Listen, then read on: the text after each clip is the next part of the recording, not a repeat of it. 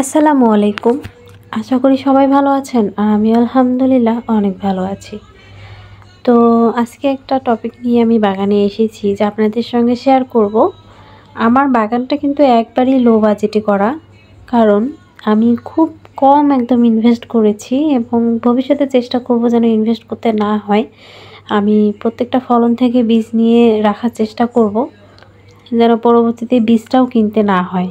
তো যদিও বা খুব বেশি কিনতে হয়নি, যেমন এই লাউ গাছটা হচ্ছে আমার মানে হাজব্যান্ডের বড় ভাই তার থেকে নেওয়া, মানে তার একটা বড় দোকান আছে বীজের। যাই হোক, উনি সেগুলোর ব্যবসা করেন, সেখান থেকে আমি বীজটা নিয়েছি। তো সেখান থেকে যদি এটা তো ফ্রি হলো, তাই না? আমি তো কিনি। আর এদিকে হচ্ছে চন্দ্রমল্লিকা।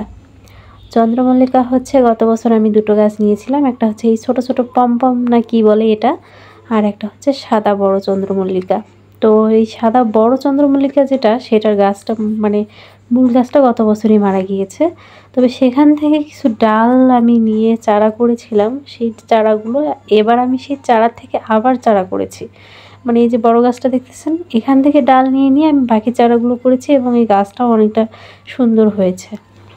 তো আমি এই যে চারাগুলো খুব সুন্দর একটা শেপ আসতেছে, এটা করার কারণ হচ্ছে আমি পিঞ্চিং করি, মানে এটা হওয়ার এই কারণেই হচ্ছে। আর গোড়ার দিকটা দেখুন আমি একদম ফাঁকা করে দিয়েছি, মানে একদম যেন বটগাছের মতো একটা শেপ আসে। যাই হোক, খুব সুন্দর একটা ঝোপালো হচ্ছে, ওপর দিকে ঝোপালো আর নিচের দিকে একদম ফাঁকা। যেহেতু গোড়ার দিকে পাতা থাকলে হয় কি, গোড়াটা রোদ পায় না, আর হচ্ছে গাছটার গ্রোথ থেমে যায়, পোকামাকড়ের উপদ্রবও হতে পারে। তাই আমি প্রত্যেকটা চন্দ্রমল্লিকার গোড়া দেখুন একদম ফাঁকা করে দিয়েছি, যেন দেখতেও ভালো লাগে আর গাছটারও উপকার হয়। দেখুন আমি প্রত্যেকটা পলিথিনের মধ্যে দুটো করে গাছ লাগিয়েছি। আর যখন আমি কাটিংগুলো বসিয়েছিলাম, কাটিংগুলো অনবরত বেরিয়ে যাচ্ছিলো, কিন্তু আমার কাছে কোনো টব ছিল না। তো সেক্ষেত্রে আমি বুদ্ধি খাটিয়ে এভাবে পলিথিনের মধ্যেই মাটি ভরিয়ে গাছ বসিয়ে দিয়েছি। আর হচ্ছে হলুদ চন্দ্রমল্লিকার কয়েকটা ডাল হয়তো বা আমি চারা করতে পেরেছি। সেটা হচ্ছে একটা প্রতিবেশীর কাছ থেকে নিয়েছি, আর হচ্ছে আমার বড় ননদের কাছ থেকে নিয়েছি। তো সেটাও তো ফ্রি হলো, তাই না?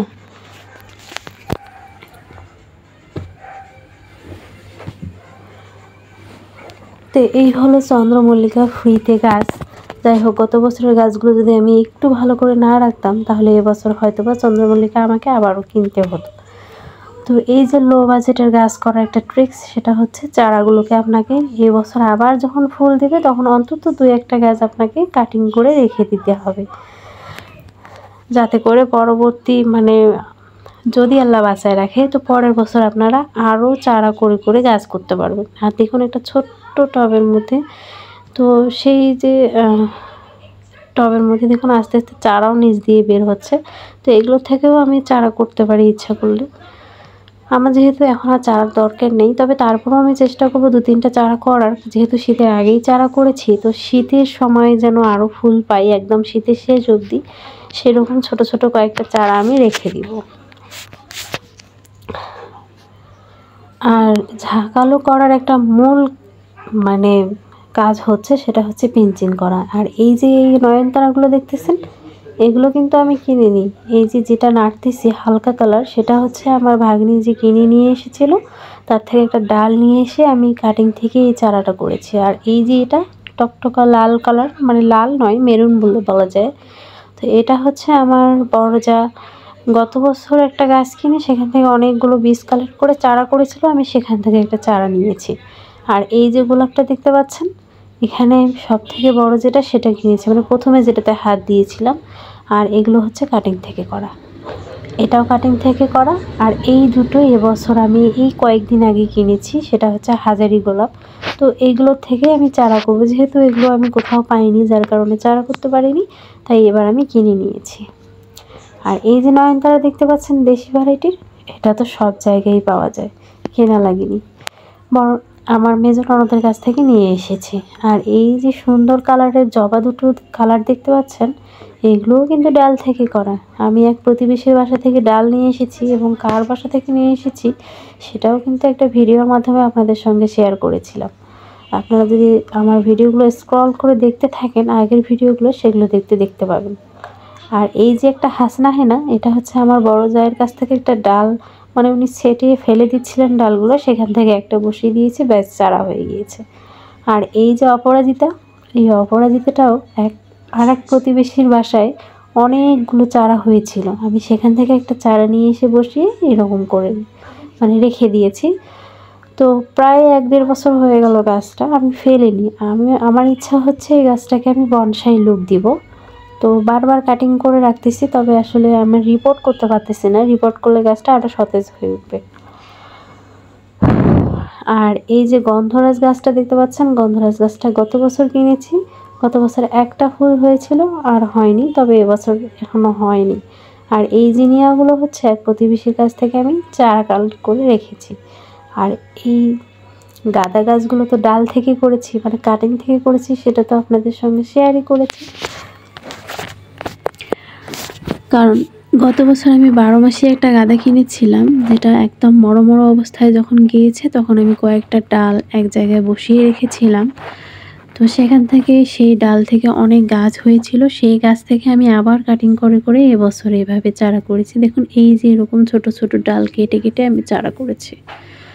আর 12 মাসি গাঁদা চারা খুব একটা বেশি করিনি, কারণ আমার ওই গাছগুলো এত ঝাঁকালো হয় যে বেশি একটা ভালো লাগে না, মানে বড় বড় গাঁদা হয়। যাই হোক, আর এই যে পর্তুলিকাগুলো দেখতে পাচ্ছেন, এই যে ইনকা গাঁদাটা গত বছর আমি একটা কিনেছি বললে ভুল হবে। আমার ওই যে বড় ননদের মেয়ে এক ভাগ্নি, যার কথা আমি প্রায়ই বলি, সে আমাকে গিফট করেছিল, তো সেখান থেকেই কাটিং করে করে চারা করেছি। আর ওই গাছটা মরে গিয়েছে, তবে বীজ ছিল, সেই বীজ থেকে অনেক চারা হয়েছিল, সেখান থেকেই করেছি। আর এই জিনিয়া গাছটা, এটাও তো একটা ডাল থেকে করেছি, একটা ভিডিওতে কিন্তু শেয়ার করেছিলাম। আমার এক ভাগ্নির কাছ থেকে একটা মাত্র ডাল নিয়ে এসে বসিয়েছিলাম, সেখান থেকে এত সুন্দর একটা গাছে পরিণত হয়েছে। আর এই টমেটোগুলো হচ্ছে আপনা আপনি আমার বাগানে অনেকগুলো টবে মানে গাছ হয়েছে, চারা উঠেছিল, আমি সেখান থেকে এখানে বসিয়েছি। আর এই লাউ গাছটা হচ্ছে আমার হাজবেন্ড আমাকে কিনে এনে দিয়েছে, এটাও ধরা যায় যে বাজেটের মধ্যেই থাকে। আর এই করলা গাছটা হচ্ছে আমি করলা কিনে এনেছিল, সেখান থেকে করলা কাটতে গিয়ে কয়েকটা বীজ আমি বসিয়ে দিয়ে এই চারাগুলো করতে পেরেছি, তো সেটাও বাজেট ছাড়াই। আর এই মরিচের চারাগুলো হচ্ছে একদম লো বাজেট, মানে কোনো ইনভেস্ট নেই। এটা হচ্ছে বাড়িতেই মরিচ ছিল, সেটা থেকে চারা করে গত বছর আমি অনেকগুলো গাছ করেছিলাম, একটা ভালো জাতের গাছ থেকে আবার সেই বীজ কালেক্ট করে আবার এই চারা করেছি। তো এবার এই গাছের বীজ থেকে আবার চারা করব। আর এই শিউলি ফুলটাও তো আর এক প্রতিবেশীর গাছ থেকে নিয়ে এসেছিলাম, সেটাও আপনাদের সঙ্গে শেয়ার করেছি।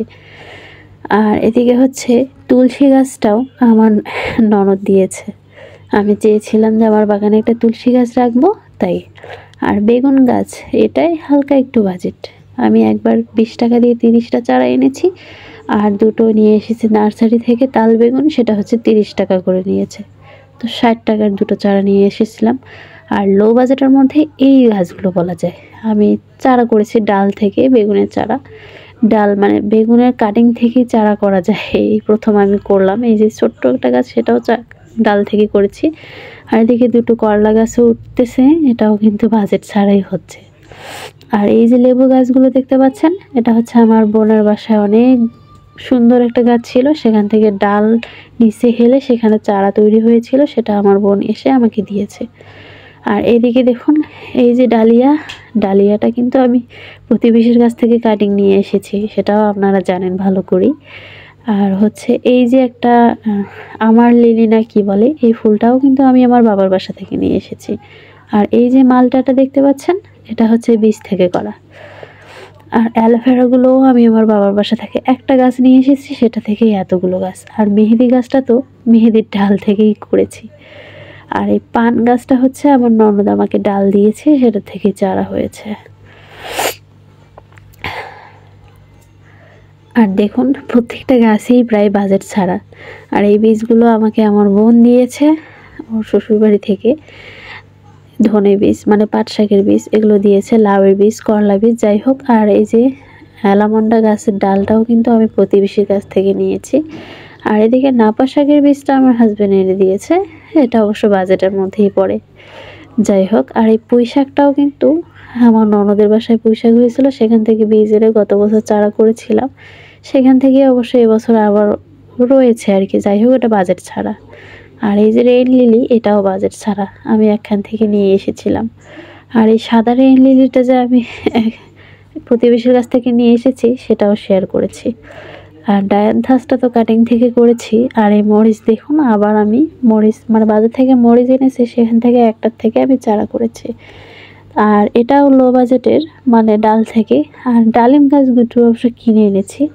আর হচ্ছে আম গাছটাও বাজেট ছাড়া, মানে আমার হাজব্যান্ড যেখানে চাকরি করে সেখান থেকে দিয়েছে। আর এটাও হচ্ছে এমনি এমনি হয়েছে। এটাও আমাকে এক প্রতিবেশী, মানে আমার ভাগ্নি দিয়েছে। আর এটা কেনা। এই লেবু গাছটাও তো আমার বোনের বাসা থেকেই কাটিং থেকে করা। যাই হোক, আর এই সিম গাছগুলো আমাকে আমার ভাসুর দিয়েছে আর কি। যাই হোক, তো দেখতে পেলেন আমার বাগানের লো বাজেটের এই গাছগুলো কিভাবে আমি একদম মানে পয়সা খরচ ছাড়াই আমার বাগান করছি। আর টবগুলো তো সবাই দেখতেই পান, মানে আমি কতটুকু টাকা পয়সা খরচ করে গাছ লাগাই, টব কিনি বা কিসের মধ্যে গাছ লাগাই, সেটা তো আপনারা দেখেই বুঝতে পারতেছেন।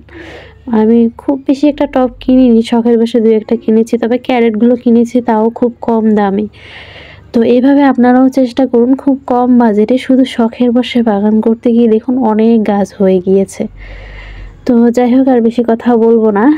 সবাই আমার ভিডিওগুলো দেখবেন, লাইক কমেন্ট শেয়ার করবেন এবং সাবস্ক্রাইব করে পাশে থাকবেন। আর যারা অলরেডি করে ফেলেছেন তাদেরকে অসংখ্য অসংখ্য ধন্যবাদ। সবাই ভালো থাকবেন, সুস্থ থাকবেন, আমাদের জন্য দোয়া করবেন। আর এই ড্রাগন গাছগুলো কিন্তু একটা ভাগ্নির গাছ, সে আমাকে এনে রেখে দিয়েছে। আর এই যে জাতনিম, এটাও একজনের কাছ থেকে নিয়েছি, এটাও আমার নানু বাসা থেকে এনেছি। তো যাই হোক, আর ড্রাগন গাছের যে বড় বড় চারাগুলো, সেগুলোও কিন্তু আমি আমার এক ভাগ্নির বাড়ির বাসা থেকে নিয়ে এসেছি, রংপুরে তার বাসা, সেখান থেকে কাটিং নিয়ে এসে লাগিয়েছি। আর ডায়ান্থাসগুলো অবশ্য গত বছর কিনেছি, তবে এবছরও রয়েছে, আমি রেখেছি।